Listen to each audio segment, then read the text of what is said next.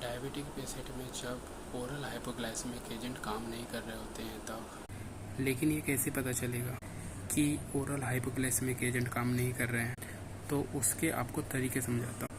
एक तो ये कि HbA1c 2 दवाइयों के बाद भी 8 से ज़्यादा आ रहा हो, अनकंट्रोल हो, 3 महीने से शुगर कम नहीं हो रहा है, HbA1c उतना का उतना ही बना है, देन अगेन आपको इंसुलिन का सोचना होगा आप।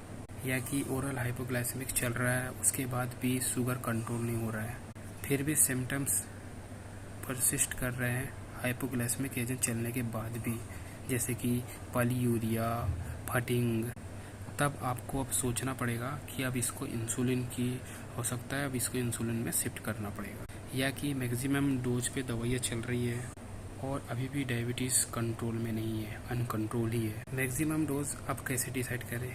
मोटे तौर पर जब किसी व्यक्ति को डायबिटीज़ मेडिसिन चालू करते हैं तो पहली दवाई मेटफॉर्मिन से ही चालू करते हैं।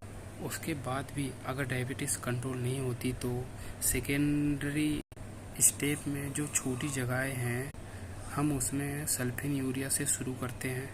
कुछ ग्लिमिपेराइड शुरू कर दी जाती है, उनका 0.5 mg/mg से चालू कर दी जाती है। जब उसका डोज बढ़ते बढ़ते 2 mg से 4 mg हो जाता है और उसके बाद भी शुगर कंट्रोल नहीं होती, HbA1c कंट्रोल में नहीं आ रहा है, तब आपको कहना चाहिए कि पेशेंट अब OH फेलियर में शिफ्ट हो रहा है और अब इस पेशेंट को इंसुलिन में शिफ्ट करना होगा, क्योंकि ये OHA में लैंड अप कर रहा है।